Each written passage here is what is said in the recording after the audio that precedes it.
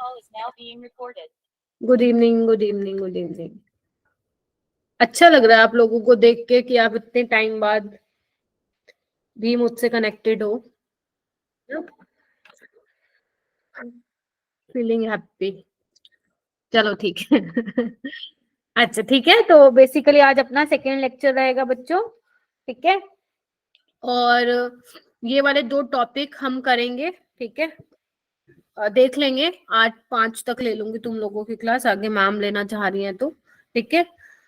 Okay बच्चों, तो हमें क्या करना है, हमें हमारा ऑब्जेक्टिव यही है आज की क्लास का कि इन टॉपिक्स को पढ़ के और आप जब जो मैं आप लोगों को क्वेश्चंस दूंगी घर से करने के लिए वो आप सोल्व कर पाए, और जो मैं क्वेश्चंस आप लोगों से क्लास में पूछूंगी वो भी आप बेटा सोल्व कर पाए। तो अगर मैं बोलूं कल वाला टॉपिक इम्पोर्टेंट है तो कि आज वाला टॉपिक इम्पोर्टेंट है, तो बच्चे आज वाला टॉपिक ज्यादा इम्पोर्टेंट है। ऐसे ही थर्ड लेक्चर वाला टॉपिक इससे ज्यादा इम्पोर्टेंट है, एंड फोर्थ वाला तो है ही, वहां से तो क्वेश्चन आता है which is your quantum number, ठीक है। ये वेटेज मैंने आप लोगों को बताया था कि अगर यहाँ से न्यूमेरिकल बना हुआ, वैसे तो न्यूमेरिकल बेस्ड ही आता है, बट हाँ कॉन्सेप्चुअल क्वेश्चंस आ सकते हैं आप लोगों के, ठीक है। तो हम दोनों टाइप के क्वेश्चन जो है एक्सपेक्ट कर सकते हैं बच्चों। ये आपको ना कुछ फॉर्मूले जो मैंने कल करवाए थे वो आपको फटाक से अपनी नोटबुक में लिखना है और फिर मुझे बताना है। चलो 5 नंबर का है ये टेस्ट आप लोगों का, आप ये कीजिए, तब तक मैं आप लोगों का वो क्वेश्चन ओपन कर लेती हूँ जो आप लोगों से नहीं हुआ था, ठीक है बेटा। गुड गुड इवनिंग बच्चों, गुड इवनिंग।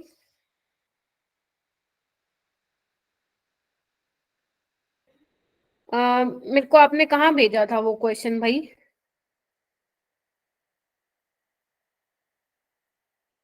मैम मैंने आपको पर्सनली भेजा था। कोमल ने? Yes ma'am. ओके, आप मुझे एक बार वो करना, नंबर बताना बेटा। वैसे तो उस नवाज ने भेजा था बट वो बहुत नीचे चला गया चार्ट में। कोमल आप नंबर बताना। 9868। मिल गया, ऊपर ऊपर ही था। हाँ चलो आप लोग ये कीजिए, मैं आपको वो बता दूं। आई होप सबने लिख लिया हो बेटा, इसको लिख लिया ना? Yes ma'am. Yes ma'am. ठीक है, शाबाश। ठीक है, देखो जो आप लोगों का डाउट था वो ये था, ratio of the radii of 2 Bohr orbit. हमें नहीं पता केड़ी मतलब कौन सी, मुंह से पंजाबी निकल रही है, हमें नहीं पता कौन सी ऑर्बिट है वो। उन्होंने रेडियाई ऑफ 2 बोहर ऑर्बिट दे दिया बेटा, कितना मान लेते हैं R1/R2 कितना दिया हुआ उन्होंने, 4:1, ठीक है जी। आपको बताना है नोमेनक्लेचर। बेटा आप लोगों को ये चीज पता होनी चाहिए, आप ये 10th क्लास में पढ़ते थे कि अगर आपकी के शेल है तो उसके लिए एन की वैल्यू 1 होती थी, एल के लिए एन की वैल्यू 2 होती थी, है ना, के एल एम एन, है ना। एन की वैल्यू 1 2 3 4 अप टू सोन ऐसा चलती रहती थी, याद है? Yes ma'am.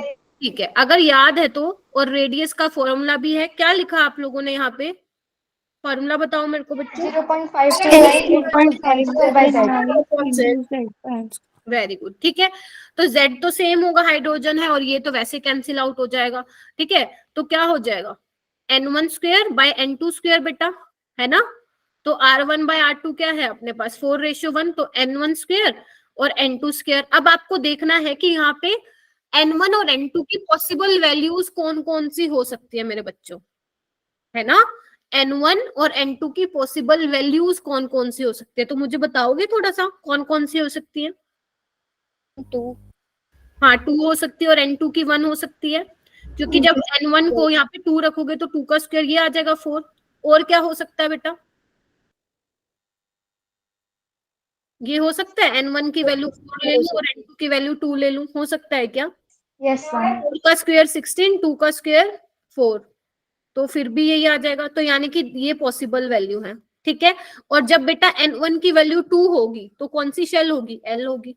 जब 1 होगा तो K होगी, यानी कि K and L shall possible है, बताओ बेटा। और अगर N की 4 होगी तो N होगी, है ना। अगर मान लो N1 तुम्हारी मान लो 4th ऑर्बिट है तो उसके करस्पॉन्डिंग N होगी, और 2 के करस्पॉन्डिंग L होगी, तो N और L भी पॉसिबल है। देख लो अब कौन सा ऑप्शन है मेरे बच्चों, ये वाला,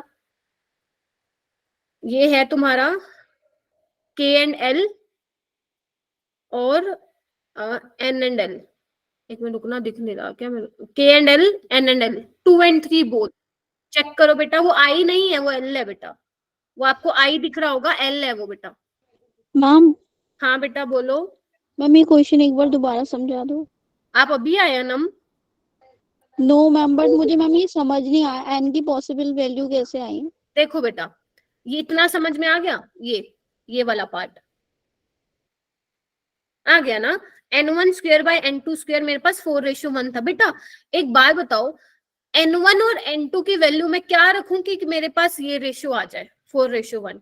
या तो मैम आप n1 की वैल्यू 2 रख दो क्योंकि 2 का स्क्वायर हुआ 4 होता है, या n2 की वैल्यू 1 रख दो, ये आ जाएगा ना। देखो मैं यहाँ पे रख देती हूँ 4/1, ठीक है। या और क्या रख सकती हूँ, या मैम यहाँ पे आप 4 रख दो, 4 का स्क्वायर 16 होता है, और या तो 2 रख दो n2 की वैल्यू, तो ये कितना होता है 4, तो ये भी कितना हो जाएगा 4/1।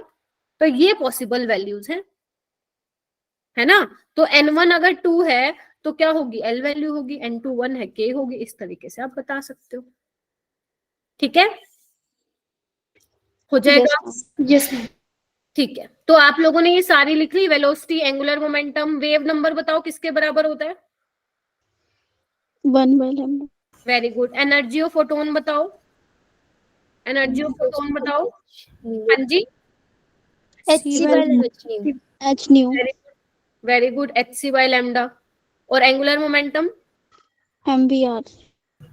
nh/2 के बराबर होता है। Very very good. और वेलोसिटी ऑफ इलेक्ट्रॉन 2.18 into 10 की पावर 6 into z/n मीटर पर सेकेंड में। वेरी गुड, 5 नंबर दे लो अपने आप को। आई होप ये वाला आप लोगों का डाउट क्लियर हो गया होगा।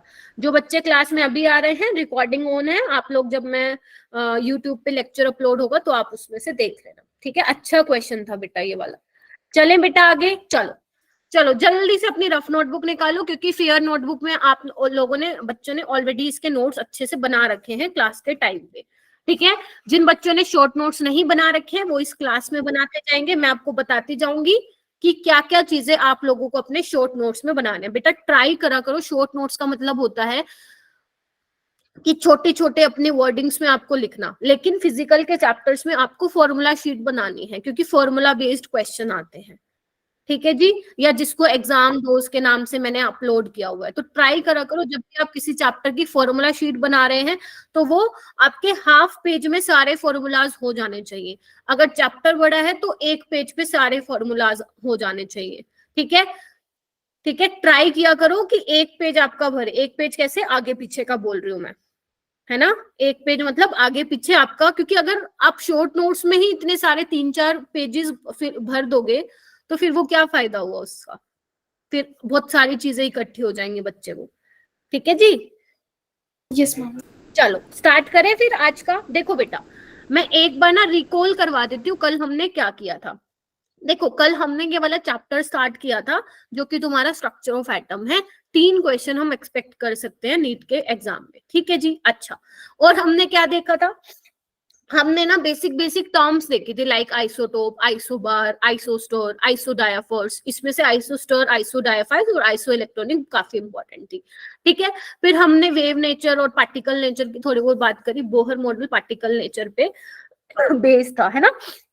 उसने बहुत सारी चीजें बताई थी कि जो है इलेक्ट्रॉन जो है सर्कुलर ऑर्बिट, फिक्स्ड ऑर्बिट में घूमते हैं, ठीक है, जिसकी जो वैल्यू होती है एंगुलर मोमेंटम की nh/2π होती है। हम रेडियस अकॉर्डिंग टू बोहर हम किसी भी ऑर्बिट की रेडियस पता लगा सकते हैं, है ना। हम वेलोसिटी ऑफ इलेक्ट्रॉन पता लगा सकते हैं, टाइम पीरियड, फ्रीक्वेंसी, है ना, सरकमफ्रेंस, ये सब हम चीजें पता लगा सकते हैं।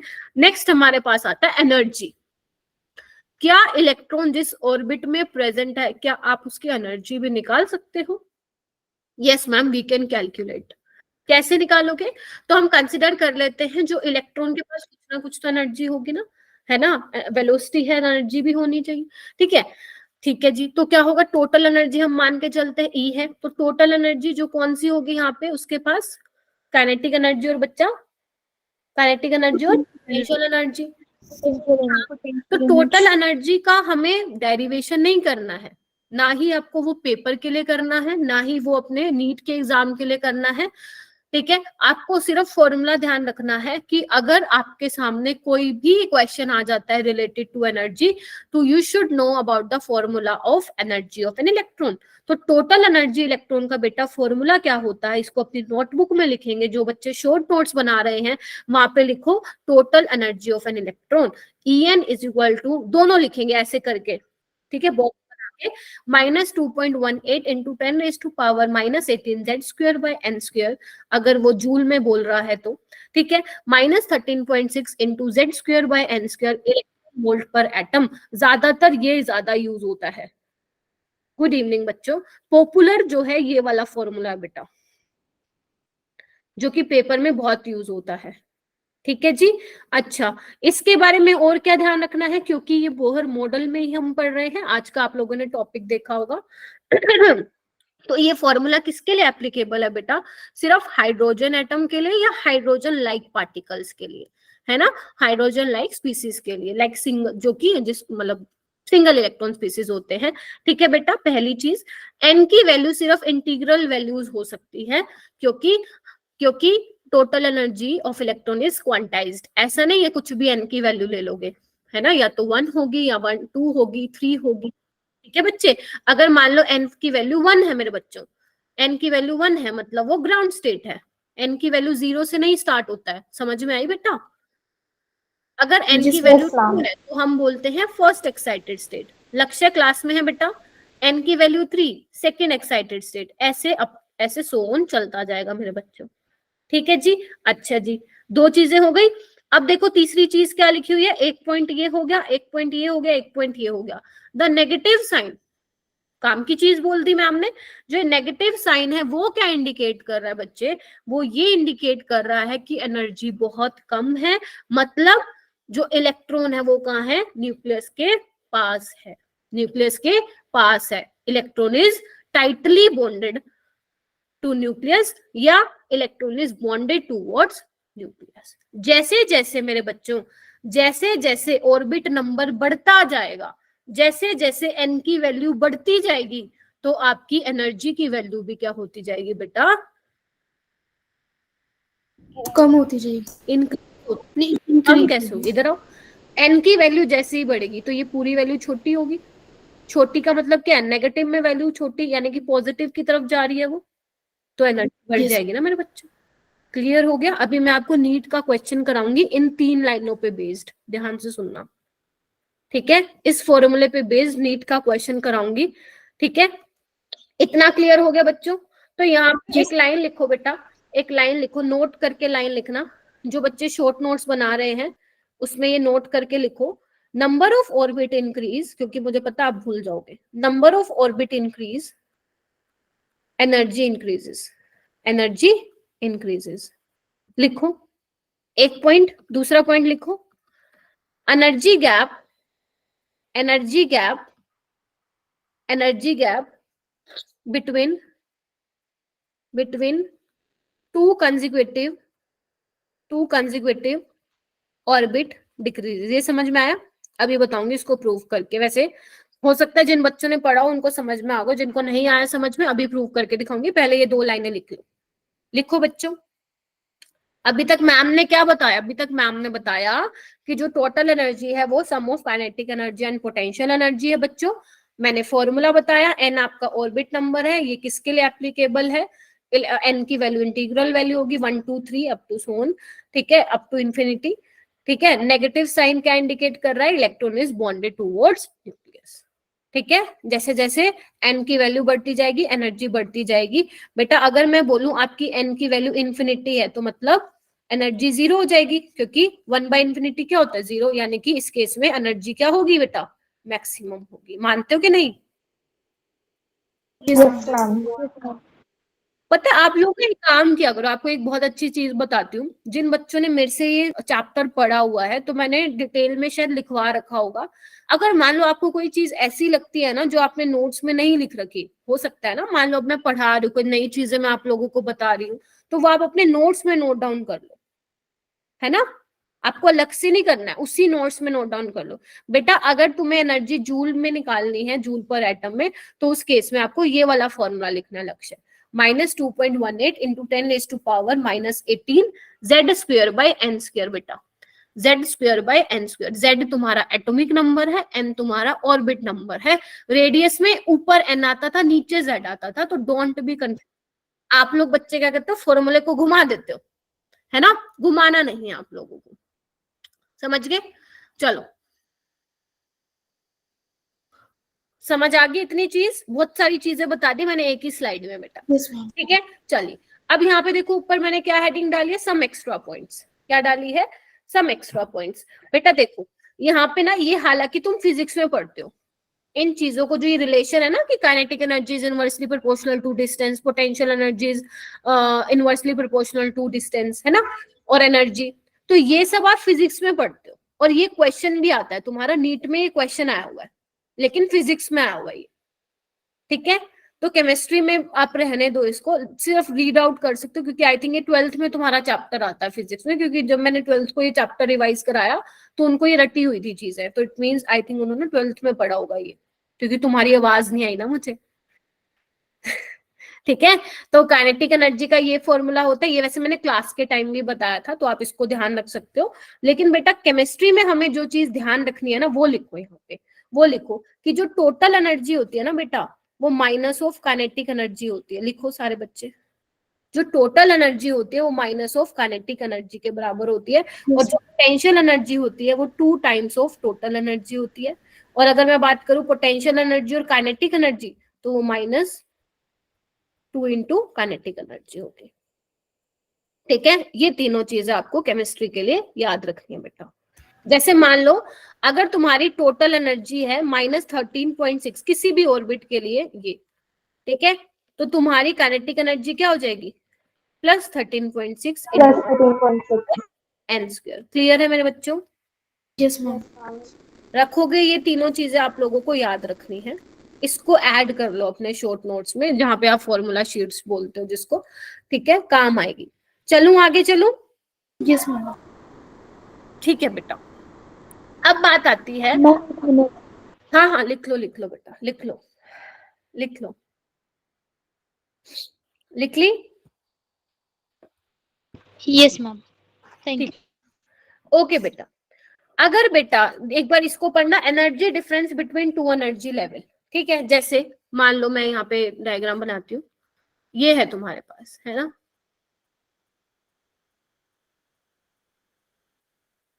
ठीक है। मान लेते हैं ये तुम्हारा कौन सा है, मान क्या लेते हैं, होता है ये तुम्हारा n = 1 है, ये तुम्हारा n = 2 है, ये n = 1 है, ये 2, ये 3 एंड ये 4, है ना। इलेक्ट्रॉन यही होंगे, घूमते हैं, रिवॉल्व करते हैं पर्टिकुलर ऑर्बिट। तो बेटा अगर मैं बोलूं तुम्हारा इलेक्ट्रॉन यहाँ प्रेजेंट है n = 1 में, ठीक है, अगर मैं तुम्हें बोलूं बेटा जो इलेक्ट्रॉन तुम्हारी n = 1 वाली ऑर्बिट में है उसको तुम्हें पहुंचाना है n = 2 ऑर्बिट में, है ना, मतलब एक्साइटेशन कराना है। क्या कराना है, इलेक्ट्रॉन को एक्साइट कराना है 1 to 2। तो उस केस में जो एनर्जी डिफरेंस है उसका फॉर्मूला क्या होता है बेटा, -13.6 1 बाय जब इलेक्ट्रॉन क्या कर रहा है, ट्रांजिशन कर रहा है एक लेवल से दूसरे लेवल में, तो क्या होता है n2 square minus n1 square. Change जो आएगा पॉजिटिव आएगा। अगर आप यहाँ पे बाहर प्लस लगा रहे हैं तो यहाँ पे n1 लिख देना। याद है ये चीजें? Yes, ma'am. कि अगर तुम अब निकालोगे ये वैल्यू तुम्हारी क्या आएगी, नेगेटिव में आएगी, तो नेगेटिव नेगेटिव पॉजिटिव हो जाएगी। ठीक है जी, ठीक है, Yes, ma'am. ध्यान से देखो, ठीक है। जब इलेक्ट्रॉन ट्रांजिशन कर रहा है n1 से n2, या तुम ये बोल सकते हो क्या, अगर वो मान लो n = 2 वाले लेवल पे उस पे 1 पे आ रहा है, ठीक है, तो ये आप फॉर्मूला क्या कर सकते हो, वो लगा सकते हो। ठीक है बच्चे? Yes, ma'am. Yes ma'am. लिख लिया सभी ने? चलिए जी, बहुत बढ़िया, ठीक है। अच्छा जी, आगे चलो, ये देखो, आगे चलो, ये देखो बना हुआ है डायग्राम, एक बार दोबारा सुनो। ये देखो, आप लोगों को मैंने एनर्जी का फॉर्मूला क्या बताया अभी, माइनस, जब वो एक्साइटेशन नहीं कर रहा, -13.6 z² बाय n² मेरे बच्चों, इलेक्ट्रॉन वोल्ट में। Yes, ma'am. ठीक है, क्या तुम किसी भी ऑर्बिट के लिए एनर्जी निकाल सकते हो, टोटल एनर्जी इलेक्ट्रॉन की? Yes ma'am. अगर तुम n की वैल्यू को 1 पुट करोगे तो बेटा कितनी आएगी, -13.6। मैंने कहा था क्लास में याद कर लो इनको। जब n की वैल्यू 2 आएगी तो -3.4, जब n की वैल्यू 3 आएगी तो -1.51, 4 आएगा तो इतना। आपको कहां तक याद करना है, आपको पहली 4 वैल्यूज बेटा टिप्स पे रटी हुई होनी चाहिए। याद करो मेरे साथ, आ जाओ इधर आओ। जब n की वैल्यू 1 है, 13 है ना। जब n की वैल्यू 2 है मेरे बच्चों, -3.4।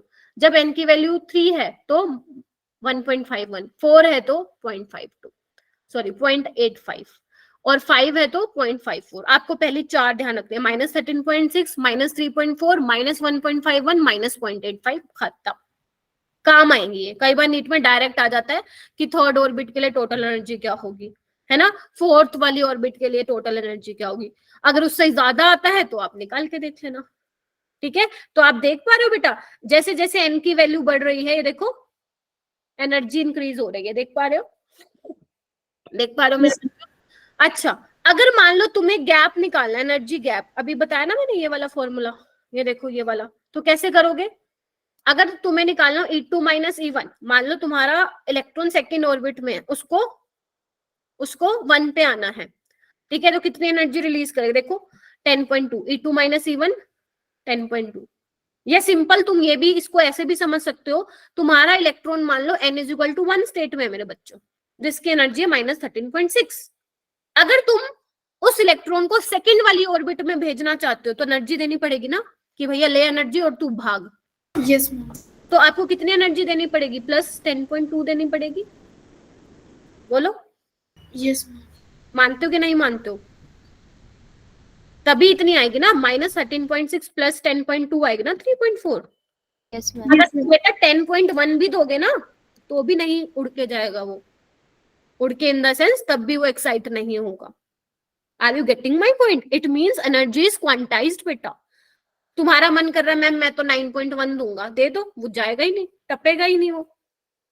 Are you getting my point. तो जब तक आप इतनी एनर्जी नहीं दोगे तब तक वो सेकंड वाली ऑर्बिट में नहीं जा पाएगा, ठीक है। ओके, तो आप देखो गैप, अगर आप एक चीज नोटिस कर पा रहे हो, E2 - E1 10.2, E3 - E2 1.89, यहाँ से भी क्वेश्चंस बनाएंगे आप बहुत सारे। E4 - E3 0.66, E5 - E4, क्या दिख रहा है बेटा यहाँ पे, क्या दिख रहा है कि जैसे जैसे आप n की वैल्यू बढ़ा रहे हो एनर्जी गैप कम होता जा रहा है।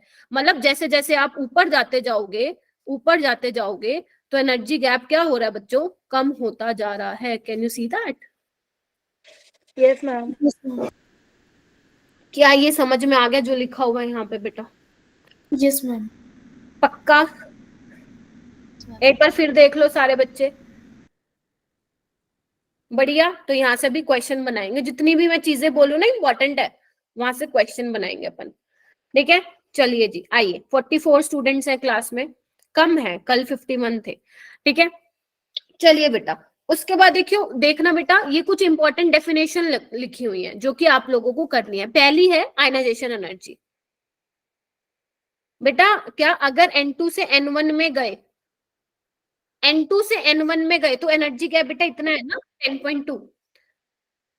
N2 से N1 में गए तो यही रहेगा ना एनर्जी गैप 10.2। कैसे निकाला मैम ये, N2 को यहाँ पे 2 रख दो, यहाँ पे 1 पुट कर दो, तो आपका जो आंसर आएगा बेटा वो कितना आएगा, 10.2 आएगा। ठीक है गौतम, ठीक है बच्चे। मैम ये सभी एटम, मैम सभी हाइड्रोजन लाइक स्पीशीज के लिए है ना?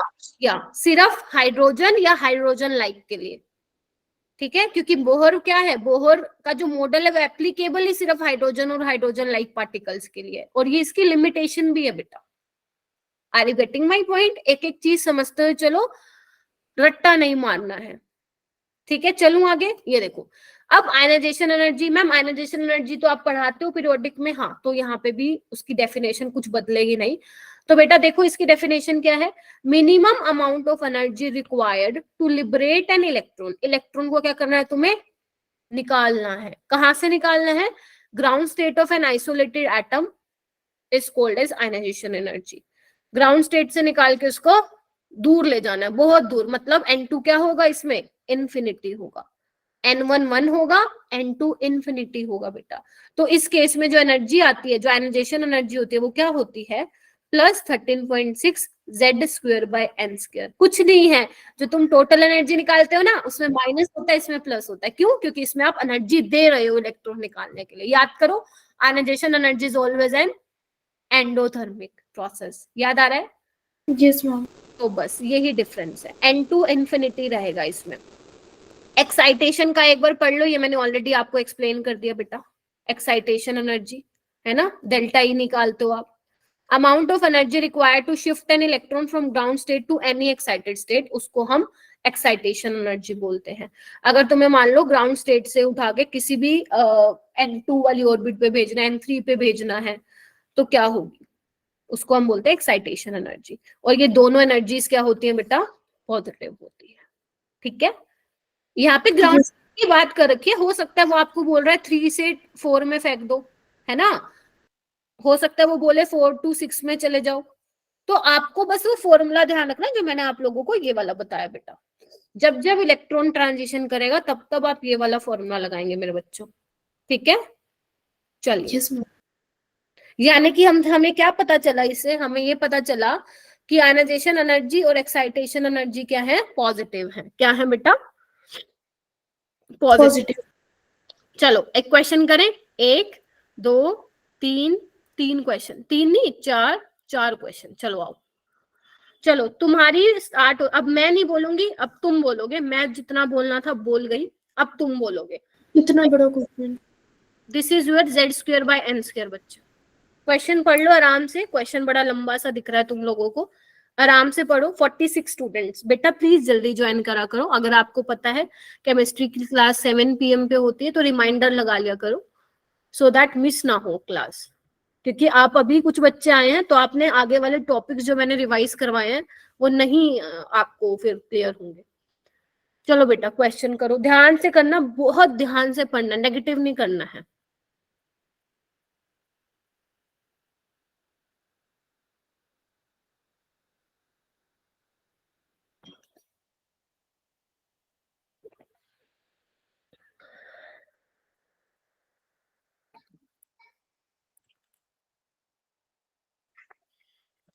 अब तुम देख रहे हो, जब तुमने ये डिटेल में चैप्टर पढ़ा था तो तुम्हें बहुत मुश्किल आई होगी। जैसे जैसे तुम किसी चैप्टर को बेटा रिवाइज करते हो ना, बार बार फ्रिक्वेंटली रिवाइज करते हो, तो कम टाइम लगता है।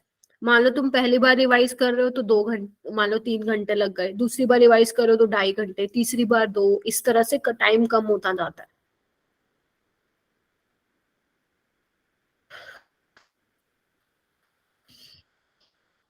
सी लग रहा है गौतम?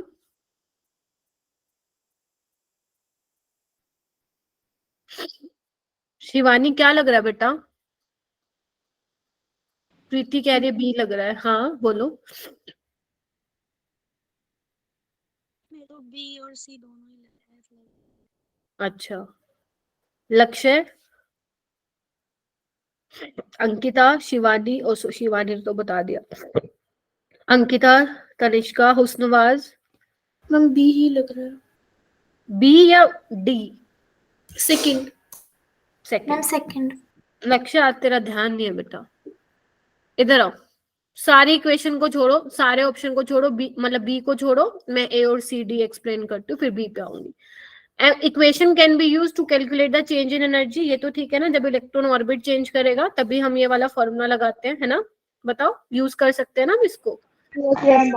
ये देखना क्या लिखा हुआ है, नेगेटिव साइन क्या करता है? नेगेटिव साइन यही इंडिकेट करता है एनर्जी जो है इलेक्ट्रॉन की न्यूक्लियस से बाउंड, अभी बताया same, is lower than it would be if electron were at the infinite distance. ठीक ही तो है, नेगेटिव का मतलब जितनी ज्यादा नेगेटिव एनर्जी होगी उतना न्यूक्लियस के पास है।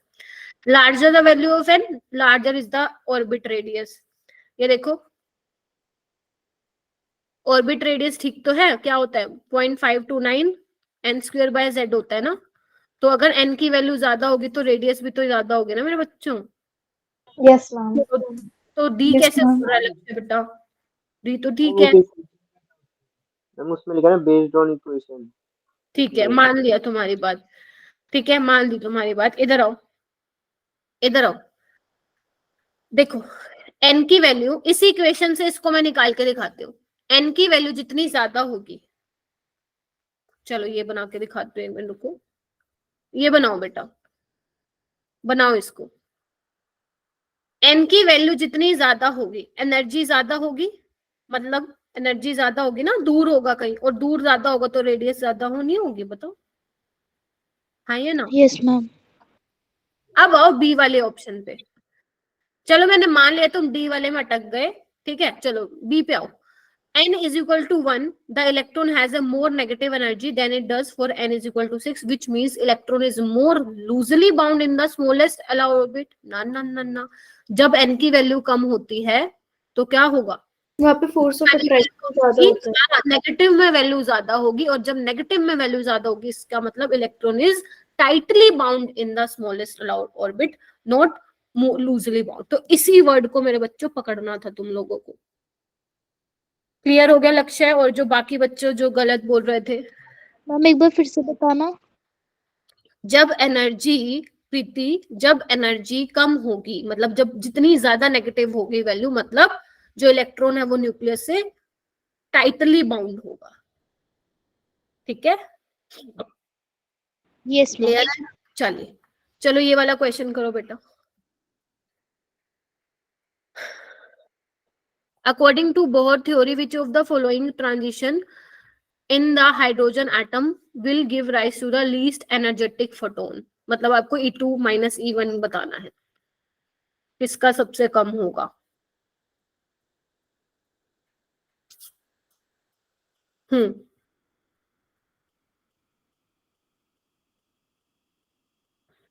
ये 2011 में आया था नीट में ही।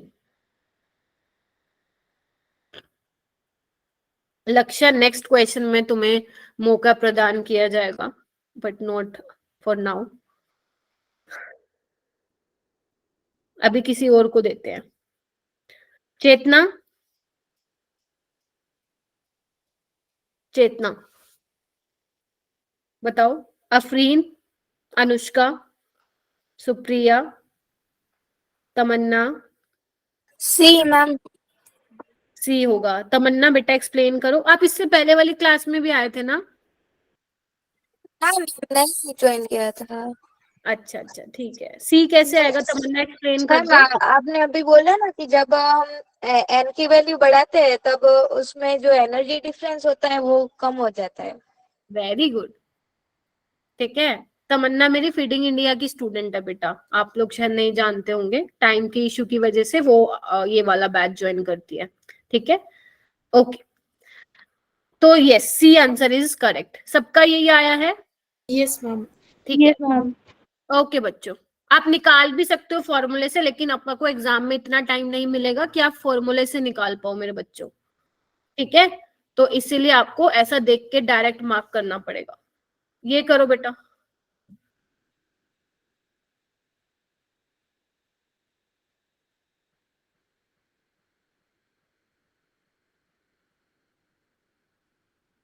चलो करो। क्या लिखा हुआ है? Energy of second Bohr orbit of the hydrogen atom दिया हुआ है, आपको फोर्थ ऑर्बिट के लिए निकालना है। देखो ऐसे क्वेश्चन बहुत आते हैं पेपर में, माना कि 2005 का है, लेकिन ये आजकल भी आते हैं ऐसे क्वेश्चन। करो बेटा, सोल्व करो। वेरी गुड, बहुत अच्छा जा रहे हो आप लोग, बहुत अच्छा, सारे पढ़ के आते हो, सबसे अच्छी बात ये है। कोई और है बेटा फीडिंग इंडिया वाले से बच्चा यहाँ पे, ड्रीम कॉलेज वाला जो ग्रुप ज्वाइन किया आप लोगों ने, कोई और है उस बैच से तमन्ना के अलावा? ओके, रेहान है, रेहान, हाँ, ठीक है। ओके बच्चों, अच्छा सारे बताएंगे मुझे आंसर? चलो जी, अंकिता गुप्ता आप बताओ। मैम इसमें एनर्जी जो है वो 1/n² के मतलब डायरेक्टली प्रोपोर्शनल होगी, क्योंकि जो z² होगा वो कांस्टेंट हो गया और -13.6 भी कांस्टेंट होगा, तो मैंने डायरेक्ट कर दिया।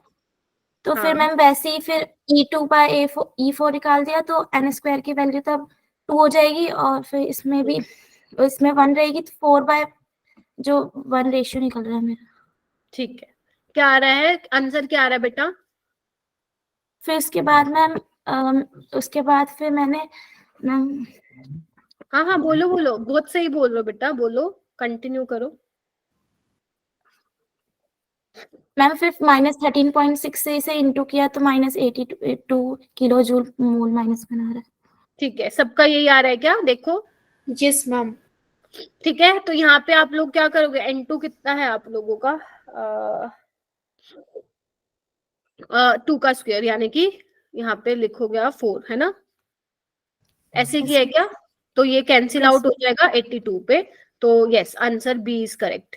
ठीक है, -13.6 कैंसिल आउट हो जाएगा, तो आप ये यूज कर सकते हो। तो बेटा आपको मैं टिप देती हूँ इस क्वेश्चन के लिए, टिप ये है बेटा, जब भी आपको ऐसे कंपेयर करने के लिए आ जाए ना कि तुम्हें एक का दे रखा है दूसरे का निकालना है, ध्यान से सुनो मैं क्या बोल रही हूँ, एक का दे रखा है दूसरे का निकालना है, फिर वो चाहे एनर्जी की बात कर रहे हो, है ना, या फिर आपका लैम्डा या कुछ और आपसे पूछ रखा हो, रेडियस पूछ रखी हो, एंगुलर मोमेंटम पूछ रखा हो, तो उसमें ऐसे करके आप आंसर जो है निकाल सकते हो इजीली। ठीक है, ठीक है बच्चों, या आप दूसरे तरीके से भी कर सकते हो, जैसा आपकी मन हो वैसे कर लेना। हाँ, लेकिन अगर आप लोगों का आंसर गलत आ रहा है, फिर आप लोगों को दोबारा देखने की जरूरत है बेटा। ठीक है, very good Ankita. Okay, next question करो। ये देखो, ये मैंने ना एक ही क्वेश्चन में तुम्हें सब कुछ दे दिया, पढ़ना एक बार इस क्वेश्चन को पढ़ो। If the total energy of an electron is -1.51 electron volt in hydrogen atom, you have to find out the kinetic energy, potential energy, orbit number, radius, velocity of the electron in that orbit. सारे एक जगह पूछ लिए, अब करो, तुम्हारा revise हो जाएगा।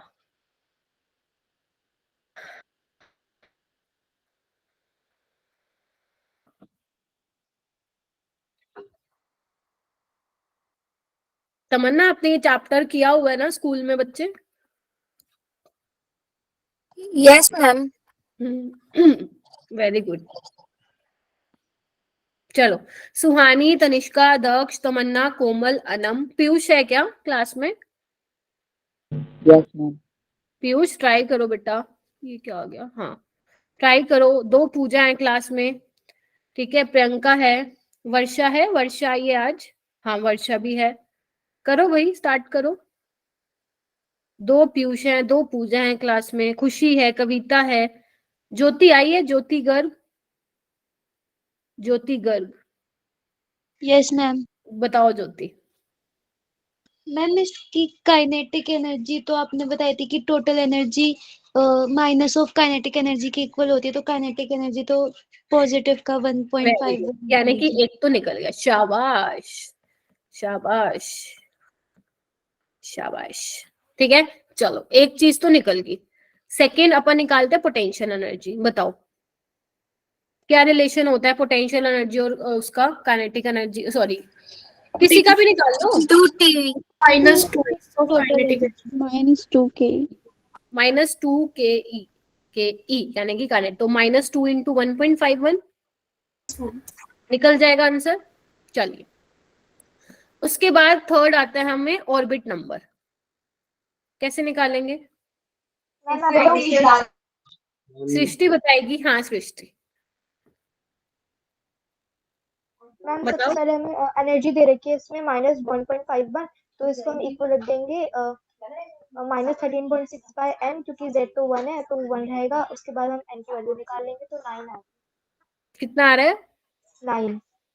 n की वैल्यू 9 आ रही है या 4 आ रही है या 3 आ रही है? 3 आएगी, 3। बेटा n स्क्वायर आपका 9 आ रहा होगा ना बेटा? अच्छा यस मैम, ठीक है, वो 3 है, स्क्वायर नहीं करा। ठीक है, वो कर देना। ठीक है, इसलिए मैंने कहा था डायरेक्ट याद रखो, बताया था ना मैंने, -13.6, -3.4, -1.51, -0.85, -0.54, ये आप ध्यान रखेंगे। हो गया, चलो ये वाला भी पार्ट हो गया। नेक्स्ट रेडियस तो निकाल लोगे अब तुम सारे? 4.77 ठीक है, आंसर निकाल लेना बच्चों। माइनस कह रही हूँ 0.529, n स्क्वायर इज 9 और z इज 1, तो आप ये निकाल लेंगे। वेलोसिटी भी निकाल लोगे? Yes, ma'am. 1/n की वैल्यू आ जाएगी 3, तो आपको सिर्फ क्या काम करना है, 7 पॉइंट समथिंग आ जाएगा।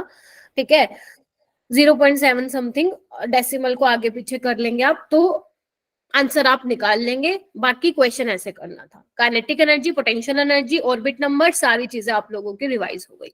ठीक है जी। चलिए ये देखो, इधर आना एक बार, यहाँ पे कुछ मैंने पॉइंट्स लिखे हुए हैं, पॉइंट्स टू रिमेम्बर।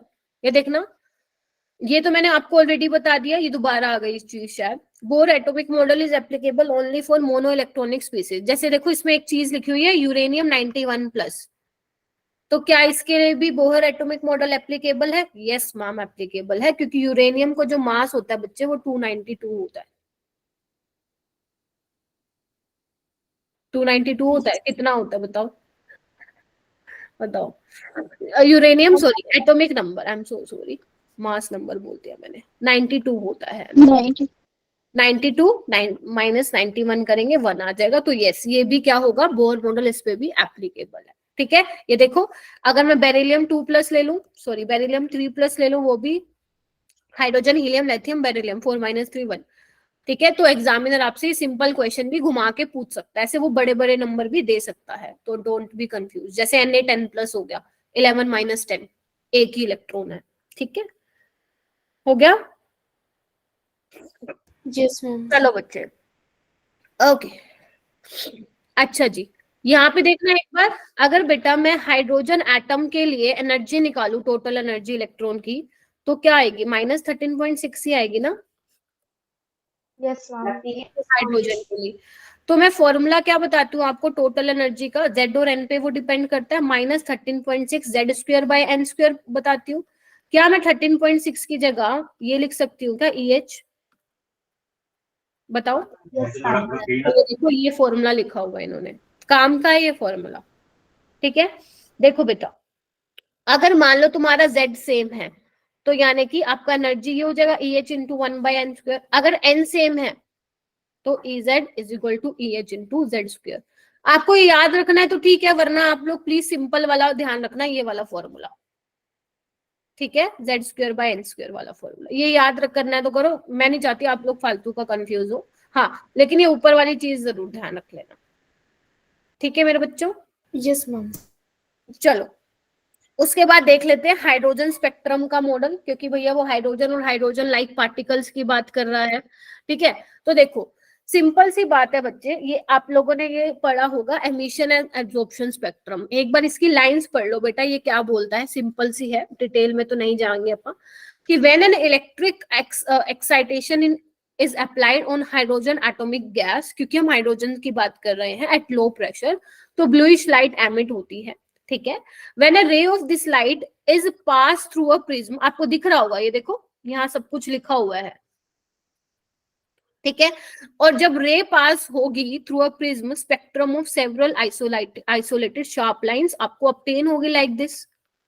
ठीक है, जो हर लाइंस की जो वेवलेंथ होगी वो वरी करेगी, है ना, विजिबल रीजन में हो सकती है उसकी वेवलेंथ, विजिबल रीजन में हो, अल्ट्रावायलेट में हो, इंफ्रारेड रीजन में हो। ठीक है, और इन लाइंस को क्या किया गया, हमें एक कितनी सीरीज बना दी, याद करो, Lyman Balmer Paschen. These lines are grouped into different series. ठीक है, जो ये लाइंस आएंगे निकल के, इनको क्या कर दिया हमने, ग्रुप कर दिया है, ग्रुप बना दिया है डिफरेंट सीरीज में। ठीक है, ये आपको दिख रहा है बेटा, एमिशन स्पेक्ट्रम, एब्जॉर्प्शन स्पेक्ट्रम दिख रहा है। अगर मान लो कोई आपके पास सरफेस है, उसके ऊपर आप रेडिएशन फॉल करा रहे हो। ठीक है, ठीक है, अगर मान लो इलेक्ट्रॉन ने वो एनर्जी एब्जॉर्ब कर ली, तो वो तो नहीं दिखेगा आपको। जब आप स्पेक्ट्रा देखोगे, स्पेक्ट्रोस्कोपी हेल्प से आपका देखो बेटा, जो ये सारी चीजें होती है ना, वो आप स्पेक्ट्रोमीटर नाम का अपरेटस होता है, उसकी हेल्प से जो है आप ये चीजें देख सकते हो। ठीक है, तो उसमें आप देखोगे जो लाइन, जो कलर वो एब्जॉर्ब कर लेगा वो तो आपको दिखेगा नहीं। ब्लैक ब्लैक जो दिख रहा है ना, इट मींस उसने वो पर्टिकुलर कलर एब्जॉर्ब कर लिया है। ठीक है, समझ रहे हो मेरी बात? ठीक है, ये आपका एमिशन स्पेक्ट्रम आपको मैं एक बार फिर बता रही हूँ, जो एमिशन स्पेक्ट्रम होता है इसमें देखो आपको ये जो कलर्ड लाइंस दिख रही है, मतलब जो रेडिएशन एमिट कर रही है यूवी विजिबल, आपकी विजिबल रीजन।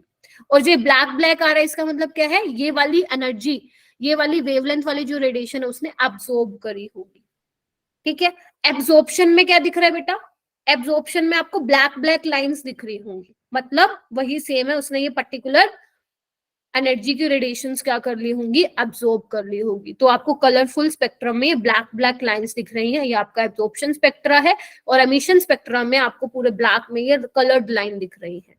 इसका मतलब रेडिएशन वो एमिट कर रहा है वो आपको दिख रही है जो विजिबल रीजन में जा रही है, ठीक है। और देखो जैसे आप लेफ्ट टू राइट जा रहे हो तो आपकी वेवलेंथ इंक्रीज हो रही है, कैन यू सी दैट। और ये देखो यहाँ पे भी वही सेम वेवलेंथ इंक्रीज हो रही है। तो ये अगर आपको याद हो तो जो अवंती में टेस्ट हुआ था ऐसा कोई एक क्वेश्चन भी आया था, यस मैम। मतलब ग्राफ इसी पे बेस था, इसी डायग्राम पे था, मुझे एग्जैक्ट तो नहीं पता बट ऐसा ही कुछ था, ठीक है। तो थोड़ा सा एनसीईआरटी को पढ़ लो आप लोग, ठीक है बच्चे। अब मैंने बोला इधर देखो, इधर आओ, मैंने क्या बोला, दीज लाइंस, जो लाइंस निकल रही हैं, ठीक है, वेरियस लाइंस, उनको क्या है अलग अलग सीरीज में करेगी। कोई मान लो अगर थर्ड लेवल पे है, मान लो फर्स्ट लेवल पे आ रही है, कोई फोर्थ से सेकंड लेवल पे आ रही है, तो सीरीज के नाम दे दिए गए हैं बेटा। कौन कौन सी सीरीज है जल्दी से चैट बॉक्स में लिखो। Lyman, Balmer, Paschen, bracket, Pfund, Humphrey. Humphrey आप लोगों से ज्यादा नहीं पूछा जाता है तो आप इसको छोड़ भी सकते हो। Lyman, Balmer, Paschen, bracket, Pfund, Lyman, Balmer, Paschen, bracket, Pfund. इससे जो क्वेश्चन बनेगा ना बेटा, बहुत ही जबरदस्त क्वेश्चन बनाएगा। एग्जामिनर मुश्किल से मुश्किल क्वेश्चन यहाँ से सेट कर सकता है। तो इस वाले टॉपिक पे जो अभी मैं पढ़ा रही हूँ आप लोगों को, है ना, अच्छी कमांड होनी चाहिए आप लोगों की, ठीक है। देखो इधर लाइमन का, पहले तो ये देखो, जो लाइमन सीरीज होगी, ठीक है, जो रेडिएशन एमिट होगा तो वो यूवी रीजन में होगा, अल्ट्रावायलेट रीजन में होगा, पहले तो ये याद करो। बाल्मर वाली विजिबल रीजन में, और ये तुम्हारा नीट 2021 का क्वेश्चन है। यस मैम, मेरे को ये याद नहीं था और ये टेस्ट में भी आया था। ठीक है, पास्चन वाली इंफ्रारेड रीजन में, ब्रैकेट वाली इंफ्रारेड में, फंड वाली इंफ्रारेड में, हम्फ्री वाली मैं नहीं करवा रही हूँ, भूल जाओ इसको, करनी है तो कर लो, तुम्हारी इच्छा, ठीक है बेटा। अच्छा, लाइमन सीरीज में बेटा ध्यान रखना, जो इलेक्ट्रॉन है वो घूमने जाएगा। अब वो कहाँ घूम सकता है, सेकेंड लेवल में हो सकता है, थर्ड लेवल में जा सकता है, फोर्थ लेवल में, लेकिन घूम के अपने घर ही आएगा। और उसका घर कौन सा है, n1 = 1, मतलब वो ग्राउंड स्टेट पे आएगा। Are you getting my point. Lyman में जो n1 की वैल्यू होगी वो फिक्स रहेगी 1। मैं लिख भी देती हूँ नीचे दोबारा से, लाइमन में बेटा, लाइमन में n1 की वैल्यू क्या रहेगी, 1 रहेगी, और n2 की वैल्यू 2 हो सकती है, 3 हो सकती है, इनफाइनाइट तक हो सकती है, ठीक है।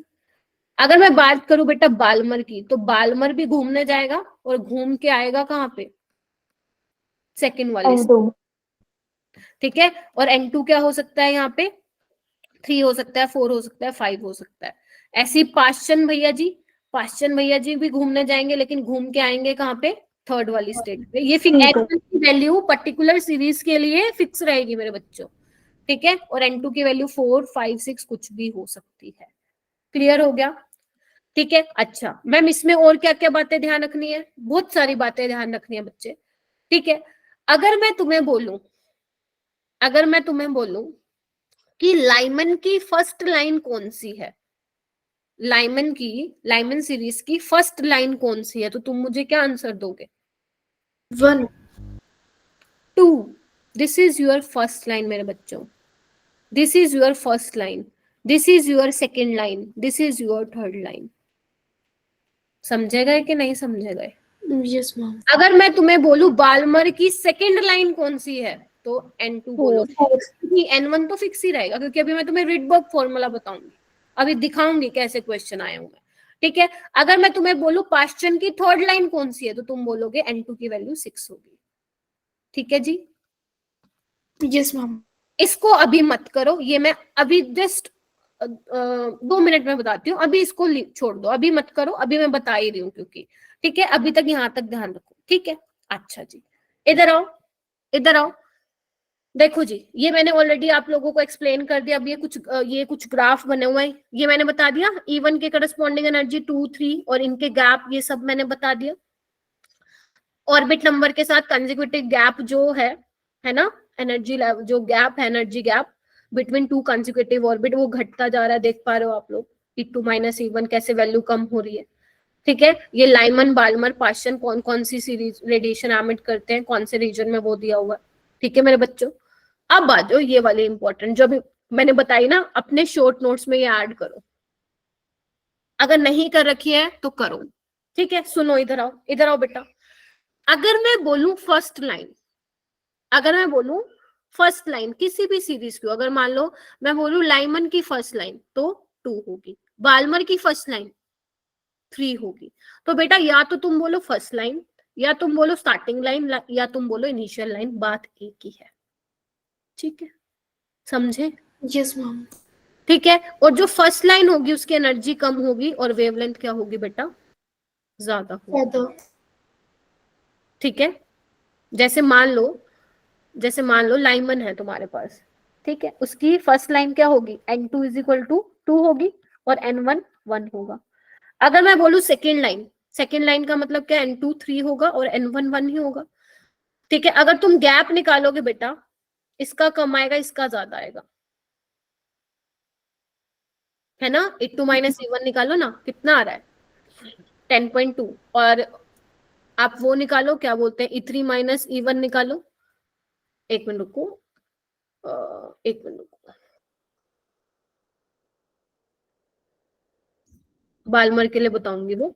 ठीक है, मतलब कहने का ये मतलब है, दोबारा उस चीज पे, कि अगर वो लाइमन की मान लो फर्स्ट लाइन बोल रहे हैं, तो उस केस में जो आपकी फ्रीक्वेंसी है वो कम है। फ्रीक्वेंसी कम का मतलब क्या है, बोलो, एनर्जी कम होगी और लैम्डा क्या होगा, ज्यादा होगा।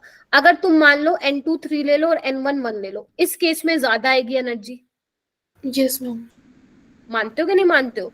तो यही तो लिखा हुआ है। अगर मैं फर्स्ट लाइन की बात कर रही हूँ, फ्रीक्वेंसी कम, एनर्जी कम, वेवलेंथ ज्यादा। अगर मैं लास्ट लाइन की बात करूं, लास्ट लाइन मेरे बच्चों क्या होगा, n2 इन्फिनिटी होगी, यस मैम। n1 1 होगा। If I am talking about Lyman series, तो इसमें तो एनर्जी भैया बहुत ज्यादा होगी, और एनर्जी ज्यादा, फ्रीक्वेंसी ज्यादा, लैम्डा मिनिमम। क्या ये दोनों बातें बेटा क्लियर होगी? बहुत इंपॉर्टेंट है, बहुत ज्यादा। Yes ma'am.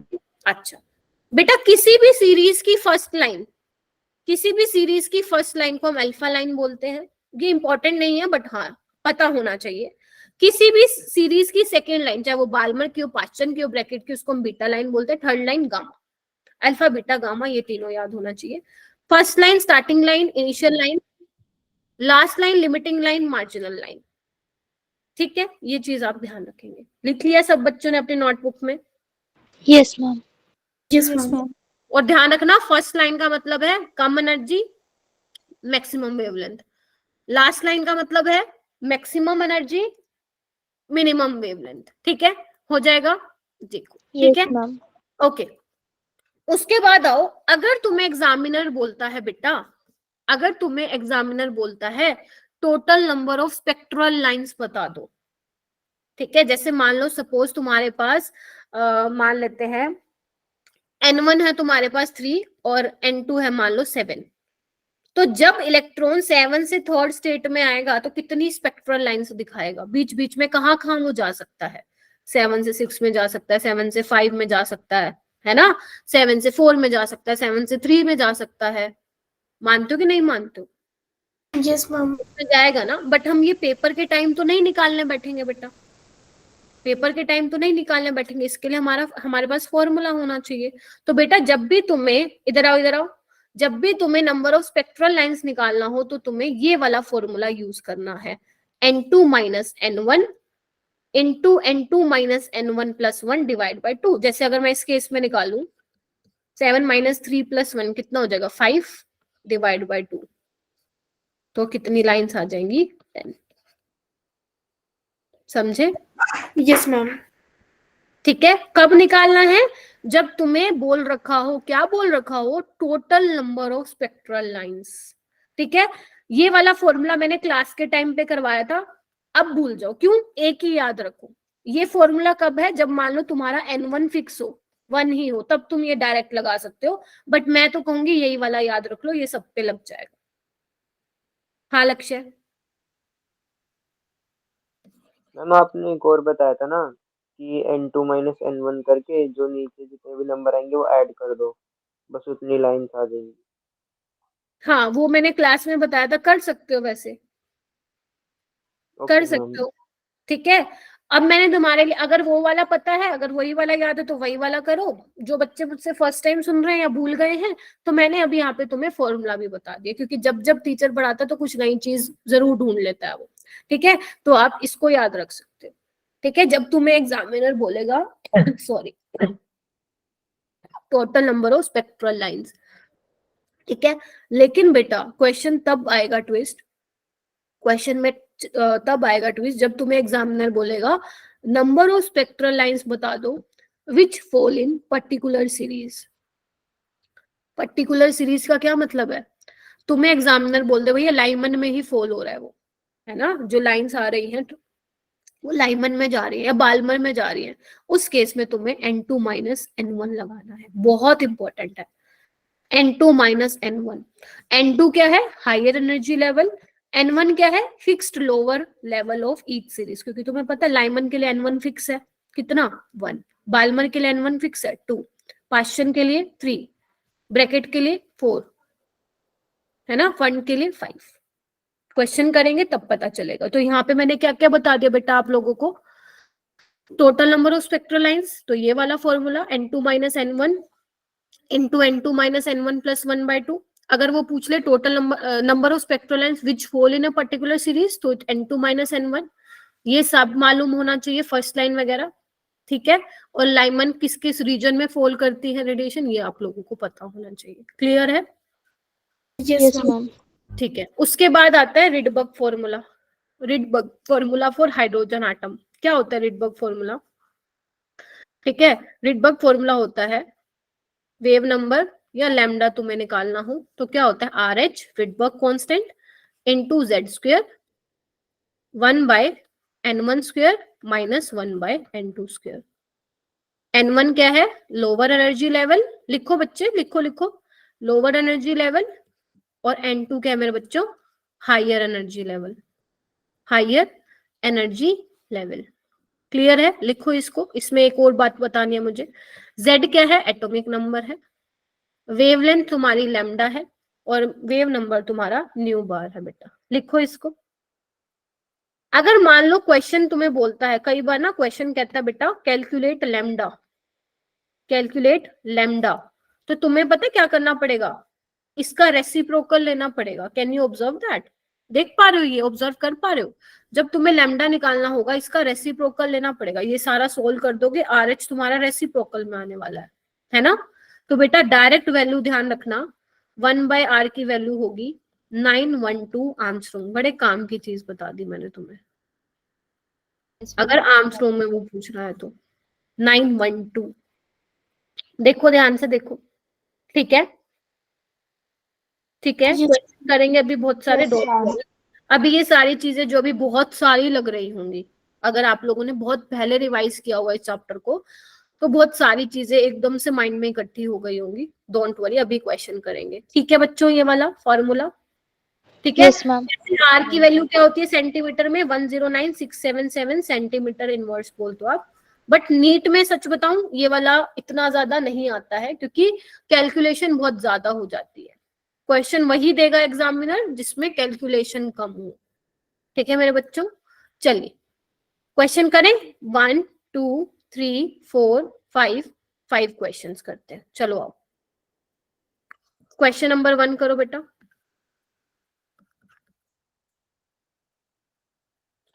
एक काम करो जल्दी से ना, हैंड रेस कर लो। फोटो इलेक्ट्रिक इफेक्ट हम नेक्स्ट क्लास में कर लेंगे या तो।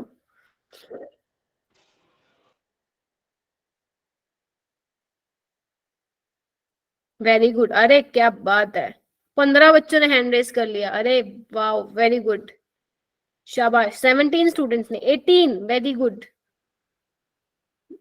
चलो सारे बच्चे चैट बॉक्स में लिख दो, वेरी गुड मेरे बच्चों, ठीक है। नीट 19 का क्वेश्चन था तो ये डायरेक्ट याद रखना था, इसमें कोई कैलकुलेशन आपसे नहीं करवाई थी। हम काश वो 2025 में भी आ जाए। आ सकता है, कोई मतलब कोई शक की बात नहीं, आ सकता है। To which electronic transition between Bohr orbit in hydrogen the second line in the Balmer series belong?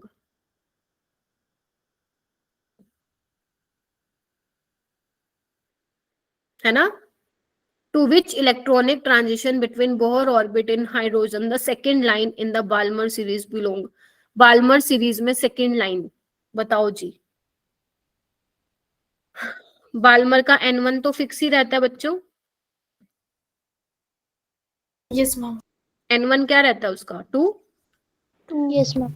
और N2 क्या हो जाएगा फिर 5। 5 4 मैम 4 4 4 बेटा, है ना। N2 N3 तो फर्स्ट लाइन होगी ना, 4 सेकेंड लाइन हो जाएगी। ये वाला क्वेश्चन करो बेटा, क्वेश्चन करो बेटा। Wavelength of the first line of पाश्चन series. ऐसे में ना थोड़ा सा सोचना पड़ता है, आप लोग एकदम से नहीं माइंड में स्ट्राइक करेगा, थोड़ा सा सोचो, 10 सेकेंड लगेंगे लेकिन आंसर सही निकाल के आओगे। फर्स्ट लाइन ऑफ पाश्चन तो अपने माइंड में लाओ, फर्स्ट लाइन लाइमन बाल्मर पाश्चन।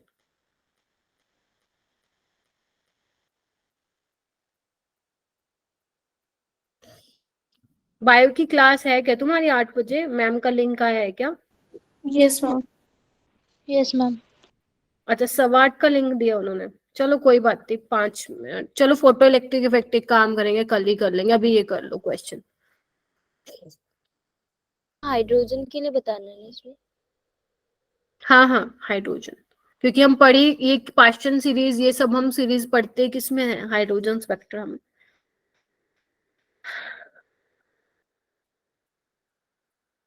आ रहा है क्या answer? Yes ma'am. Yes ma'am. क्या आ रहा है आंसर? A option. ए आ रहा है क्या सबका? लाइमन बाल्मर पाश्चन, N1 तो 3 हो जाएगा और N2 4 हो जाएगा। Yes ma'am. तो निकालना क्या है? वेवलेंथ, तो वेव नंबर ये होता है ना 1/λ। RH Z क्या होगा? 1 ही होगा, हाइड्रोजन के लिए निकाल रहे हो तो, ठीक है। उसके अलावा 1/1 1/9 माइनस 1/16, 16। ठीक है। इसको सोल्व करना, यहाँ पे आपका ये यूज होगा 1/RH की ये वाली वैल्यू काम आएगी, मतलब जो मैंने अभी बताया था, ठीक है। Yes correct answer is a, 18750 Armstrong हो जाएगा। सिंपल फॉर्मूला बेस्ड, और कुछ है ही नहीं इसमें, ठीक है। ये वाला करो बेटा। What is the maximum wavelength line in the Lyman series of helium ion? अब हीलियम आयन के लिए पूछा उसने, क्वेश्चन समझ में आ गया ना? Yes ma'am. हाँ मैक्सिमम वेवलेंथ मतलब मिनिमम एनर्जी, और मिनिमम एनर्जी के लिए फर्स्ट लाइन हुआ करती थी अपनी। करो फॉर्मूला लगाओ। आर की वैल्यू सोल्व नहीं करनी है, डायरेक्ट आर को आर की जगह लिखना है।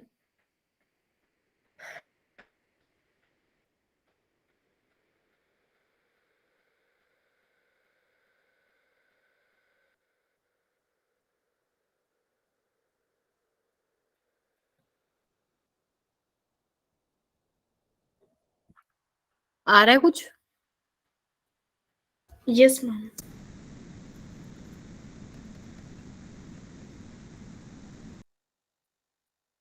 Z² है बेटा इसमें, Z1 मत लिख देना, गलत आएगा आंसर।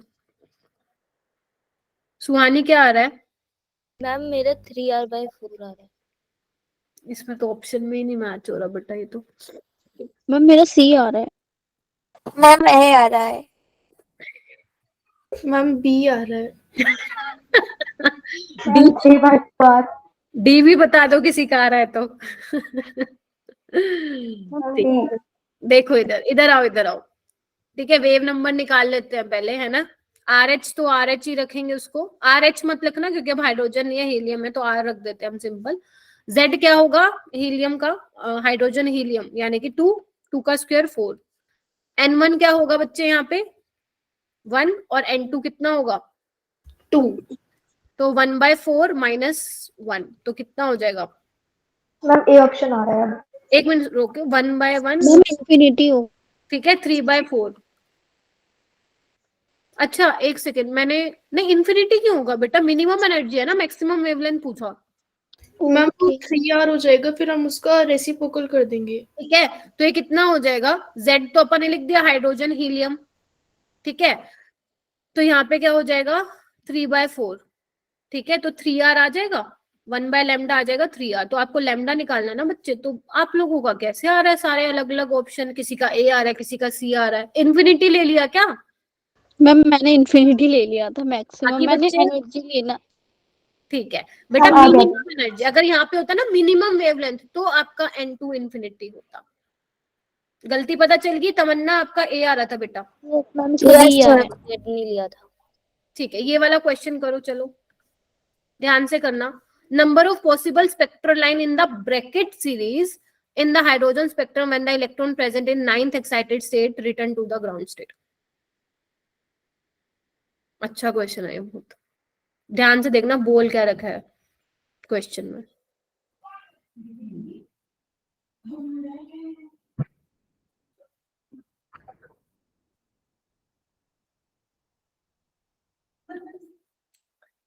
ज्योति और लक्ष्य ने ऑलरेडी कर लिया है, waiting for others.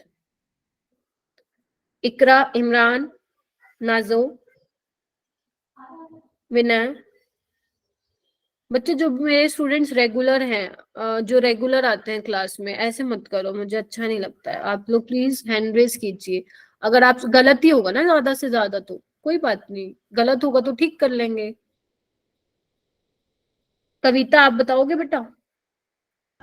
C option. 5 आ रहा है सबका?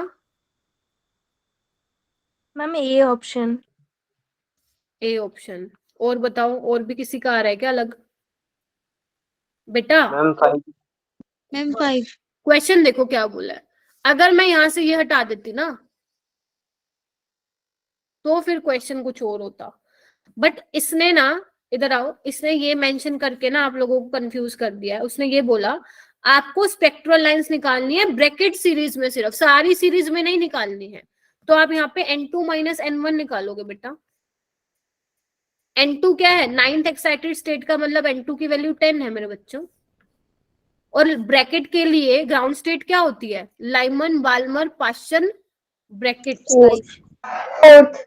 Lyman Balmer Paschen bracket 4। तो आप लोगों ने 5 किस हिसाब से बोल दिया? लक्ष्य 5 क्यों बोला? मैम वो एक्साइटेड स्टेट नहीं पढ़ा इसमें।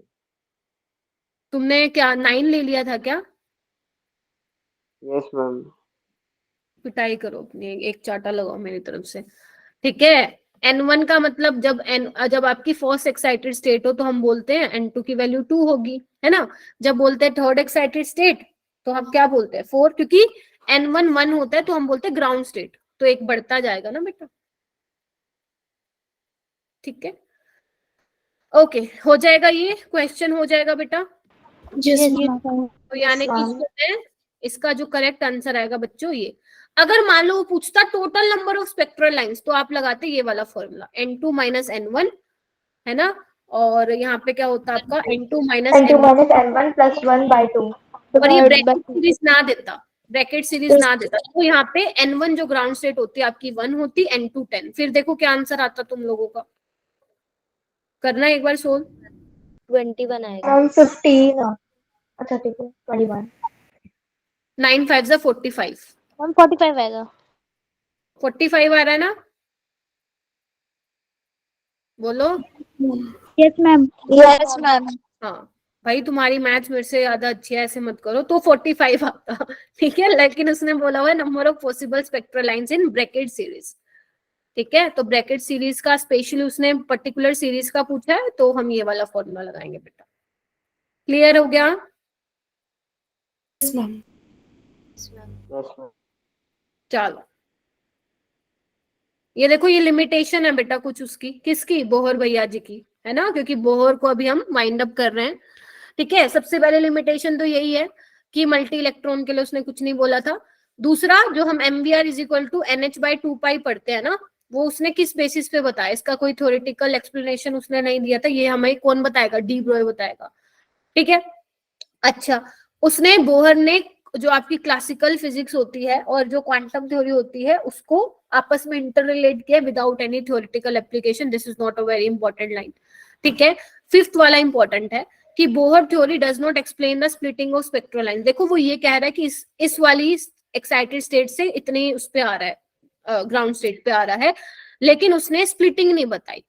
स्प्लिटिंग मतलब कि स्पेक्ट्रल लाइन स्प्लिट भी हो रही है नहीं हो रही है, ठीक है, उसने कोई एक्सप्लेनेशन नहीं बताई। तो Bohr theory does not explain the splitting of spectral lines in the presence of magnetic field, जिसको हम जीमन्स इफेक्ट बोलेंगे, और इलेक्ट्रिक फील्ड की प्रेजेंस में हम उसको स्टार्क इफेक्ट बोलेंगे। ये हम कहाँ पढ़ते हैं, ये आप फिजिक्स में पढ़ोगे, शायद आप लोगों का ये चैप्टर आया नहीं अभी। स्ट्रक्चर ऑफ एटम आपका फिजिक्स में भी है, 12th में है मे बी ये चैप्टर, तो वहां पे आप इनको डिटेल में पढ़ते हैं। और यही रीजन है कि नीट में यहाँ से केमिस्ट्री में क्वेश्चन ना आके फिजिक्स में आता है। ये फिजिक्स में आया हुआ बेटा क्वेश्चन तुम्हारा नीट में, ठीक है, कि मैग्नेटिक फील्ड की प्रेजेंस में जो स्प्लिटिंग होगी उसका, उस इफेक्ट का नाम क्या है, जीमन्स इफेक्ट। ठीक है, इलेक्ट्रिक फील्ड की प्रेजेंस में स्प्लिटिंग होगी तो उसका नाम क्या है, स्टार्क्स इफेक्ट। ठीक है, कल हम फोटो इलेक्ट्रिक इफेक्ट करेंगे, क्योंकि अभी शिवानी मैम ने क्लास रख दी और बहुत सारे क्वेश्चन भी कराने हैं मैंने, कोई बात नहीं।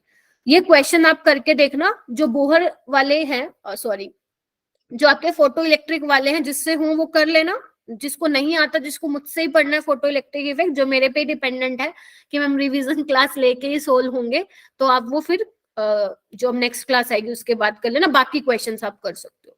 ठीक है, चलो जी, तो फोटो इलेक्ट्रिक इफेक्ट अपना पेंडिंग है आज का, नेक्स्ट क्लास में करेंगे फोटो इलेक्ट्रिक भी, डी ब्रोई भी, और आपका क्या बोलते हैं, कौन सा, हाइजेनबर्ग वाला।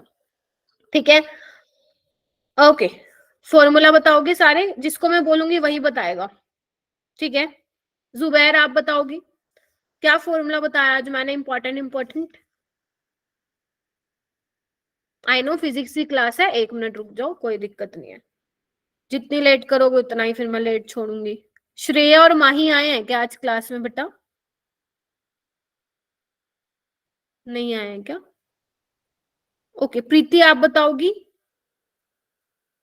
Yes ma'am. हाँ, फॉर्मूला नंबर 1। मैम आपने पहले बोर एटॉमिक मॉडल के फॉर्मूला बताए थे, En equals to -2.18 into 10 to the power -18 into Z² by m² joule per atom. And फिर मैम आपने कुछ एक्स्ट्रा पॉइंट्स बताए थे, like total energy equals to minus kinetic energy, potential energy equals to 2 into kinetic energy, and potential energy equals to -2 into kinetic energy. ठीक है, potential energy is equal to 2 times of total energy ना। हाँ ma'am kinetic energy, हाँ ठीक है, ठीक बोल रहे हो। और यस देन फिर आपने चेंज इन एनर्जी बताया था -13.6 into 1 to the power n² की पावर 2 -n1 की स्क्वायर। देन मैम आपने एनर्जी लेवल के बारे में बताया था कि लाइक क्या क्या होती है। फिर उसके बाद आयनाइजेशन एनर्जी थी, जिसमें कि टोटल एनर्जी हमेशा पॉजिटिव होती है, एंड एक्साइटेशन एनर्जी भी पॉजिटिव ही होती है, जो कि एनर्जी डायरेक्टली प्रोपोर्शनल होता है 1/n²। एंड इधर ध्यान दो सारे। हाँ ठीक है, बिल्कुल, वेरी गुड। आगे मुझे कंटिन्यू करेंगे। आगे कोमल आप बताओगी, आगे कुछ पेंडिंग रह गया है क्या इसमें?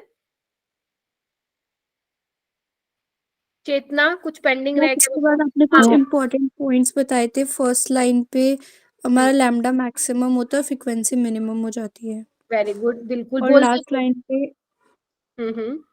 लास्ट लाइन पे वेवलेंथ हमारी मिनिमम होती है और फ्रीक्वेंसी मैक्सिमम हो जाती है। वेरी फिर गुड। आपने total number of spectral lines का फॉर्मूला बताया था, जो कि पर्टिकुलर के लिए नहीं था, सबके लिए एप्लीकेबल था। वो था n2 - n1 bracket n2 - n1 + 1 upon 2, और Very पर्टिकुलर के लिए n2 - n1 था। शाबाश। फिर और ma'am Rydberg constant, Rydberg formula बताया एक था आपने, फॉर्मूला और बताया था जिसमें lambda equals to RH into x² 1/n1² - 1/n2²। Very good. और मैम एक फॉर्मूला और था, 1/RH एनर्जी की वैल्यू बताई थी। हाँ, सृष्टि कुछ बोल रही थी। वेरी गुड कोमल, सृष्टि कुछ बोल रहे थे तुम। हम एक फॉर्मूला था, energy of nth orbital equal to energy of hydrogen के फर्स्ट ऑर्बिटल की एनर्जी इनटू Z²/n²। ठीक है, तो ये इंपॉर्टेंट चीजें थी जो आप लोगों को ध्यान रखना है। लाइमन वाली कौन सी सीरीज? वेरी गुड शिवानी ने सारी। वाला भी किसी को फॉर्मूला शीट बनानी है ना, ये शिवानी ने भेजा, स्क्रीनशॉट ले लो इसका। मैम आरएच सही है वाला भी था, अच्छा हो गया। हाँ ठीक है, वेरी गुड। ठीक है, वेरी गुड बच्चों। ठीक है, ओके, 1/RH को 912 आंसरूम ले सकते हो अगर जहाँ पे आपको वेवलेंथ निकालनी है। ठीक है, ठीक है, आप लोग अभी क्लास लीव कर सकते हैं, होमवर्क कर लेना और नेक्स्ट क्लास में मैं ये कवर कर लूंगी सारा। ठीक है, और thank you so ma'am much. Attendance okay bye attendance हो मैम। जाती है बेटा आपकी, आपने उससे ओथलेयर लिंक से ज्वाइन किया ना तमन्ना? Yes ma'am. ठीक है, हाँ, तो आपकी अटेंडेंस हो गई है, डोंट वरी बेटा। Okay bye ma'am. बाय बच्चों।